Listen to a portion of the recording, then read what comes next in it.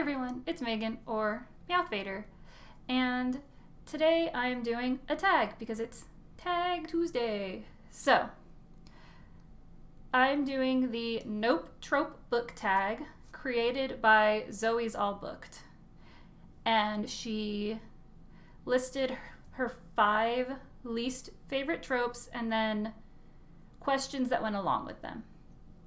So, trope number 1 is eavesdropping, which leads to miscommunication. And I hate this trope too, but mostly I just hate blatant miscommunication tropes, like as a way to move the story forward. It's so annoying. I'm a communication heavy person, so just for them to be like, oh, we need drama, and then boom, miscommunication. Ugh, drives me insane. So I agree. But the question that goes along with it, name a book that you heard great things about and expected to love, but ended up hating. So my answer to this is We Have Always Lived in the Castle by Shirley Jackson. People are always raving about Shirley Jackson and like The Haunting of Hill House and this book. And Hill House was okay. Like, I gave it a 3-star, but honestly it was just like meh. But I hated We Have Always Lived in a Castle. And I very rarely finish books I hate, but it was for a book club, so I had to finish it. And it was not good. I did not like this book at all. So do not recommend. I think I just don't like Shirley Jackson, but also just do not recommend We Have Always Lived in the Castle. So, number 2, love triangles. I like this trope rarely because no one does love triangles correctly. What they end up doing is you have 2 guys or 2 girls liking, 2 people liking the center person. I think that therefore Zoe called it a love V, and I thought that was funny because there's no connecting line on that third. But at any rate, a love V or a love triangle, they never end up being like that. It ends up being this one person is pining for the main character while the main character is interested in another person. So, like, you always know within the first chapter who this person is going to fall in love with. And it's just like, okay, well, it was obvious. There's no reason for this love triangle to be there. I don't like it. So, yeah, very rare that I actually like them. There was one book where it was a legit love triangle, like he loved her, but he loved her, but he also loved him, and I was like, yes. This is the little connection I need. But anyways, so that one, the question is name a series where you can't pick a favorite book. That series for me is Pucked, because I love most of the books in Pucked, and I don't think I can actually pick a favorite. I have like 3 that I really like. I can pick a least favorite. There's one that I just don't like at all, which is Pucked Up, I believe. It's the 2nd book, and that's the only one where I'm just like, oh, I hate this book. But the rest of them, great, loved them. So, number 3, the not like other girls / didn't know I'm beautiful trope. I really hate people who are like, I'm quirky, I'm not like other girls. It's usually in YAs that do that, or like new adults. But I don't know, it's just really annoying because they're purposefully, I feel like the author purposefully makes the main character weird. Like, weirder than they have to be. This is my one issue, honestly, with like Penny Reid books, was that she likes to make her characters super quirky and then kind of be like they're superior because of their quirky, weird intelligence and abstaining from pop culture or something. And I'm just, I don't like that about Penny Reid books, but I like most things about Penny Reid books, so I keep reading Penny Reid books. Anyways, I digress. This goes into name a book that has a pretty cover but is boring as hell. And this book is a book that I've been trying to read for 2 months, and I'm only 60% of the way through. But it is just so gosh darn boring that I cannot bring myself to finish this book.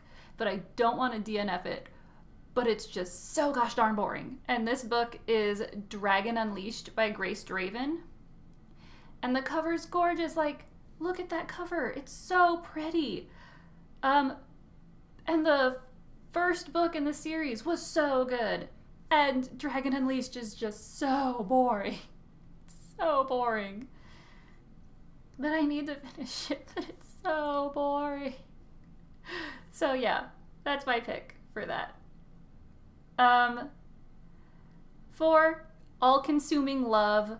So characters are just so in love that they don't care about anything else that happens in the world, and it's just like the apocalypse is happening, but you are my love, and so nothing else matters. And I don't know, I'm kind of chill with all-consuming love depending on how it's done, because sometimes it's done like very sweetly because there's no high stakes, like it's just a fluffy book.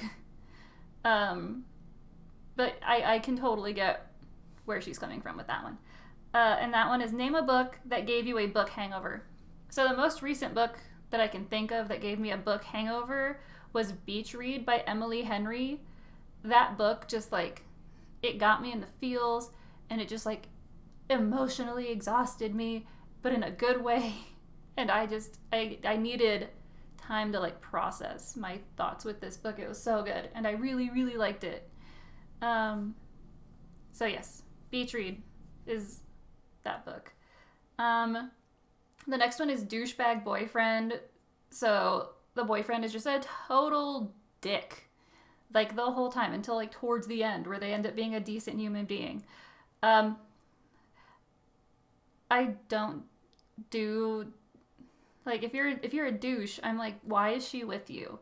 And then, oh, but he ended up being nice in the end. Unless there's so much like groveling and just like begging for forgiveness for acting like a tool bag, like, I'm not buying it. It just, like, she deserves better. She shouldn't have stayed with you for the whole book anyway. Like, you did not need that redemption arc. You should have been left. So I get that one too. Name a book that took you a while to get into, but you ended up loving. This one I picked The Highwayman by Kerrigan Byrne, but really it's any book by Kerrigan Byrne. I end up loving Kerrigan Byrne's books, but it takes me so long to like get hooked by Kerrigan Byrne's books. And I really wish it didn't, because they end up being lovely books. But it takes so long for me to get into them. It takes me like at least a quarter to a halfway through the book for me to be thoroughly invested in the book. I end up being thoroughly invested in the book, but goodness, it takes forever. But yes, so anything by Kerrigan Byrne. Except for maybe The Highlander, which is her third book in the Victorian Rebel series. That's the only one that I was in it from like 10%. But yeah, okay, so the last one, your fave or your least fave trope. So since she and I share the same least fave trope, surprise pregnancy. Don't like that one. I'll just let Zoe describe why she hates that one. I hate it. It's so... Ugh. And half the time it's just like, oh, well, they end up being together because of the baby, and that's not healthy. It's not. So yeah, surprise pregnancy just like doesn't do it for me. But I don't want to copy Zoe, so I'm going to go with my fave. My fave trope, it's not friends to lovers, and it's not enemies to lovers. It's like frenemies to lovers. Like those people who have established pasts with each other. They know each other really well, but they just don't like each other. And I mostly like this trope because of the banter that happens. I love the banter in this trope. Because that's usually what happens. It's like these people who maybe their families have been friends with each other, or they've been in like the same grade, or I mean the same class for like all through grade school or whatever. So they have so much like history and kind of like dirt on each other, and they know how to push each other's buttons. Oh, so good. So good. Love it. So that's my favorite trope. But yeah. So this was the Nope trope book tag. And I hope that y'all enjoyed it. And if you want to do it, because I think it'd be really fun to watch other people do this tag. Okay. So that's it for me today. I will see y'all tomorrow. Bye.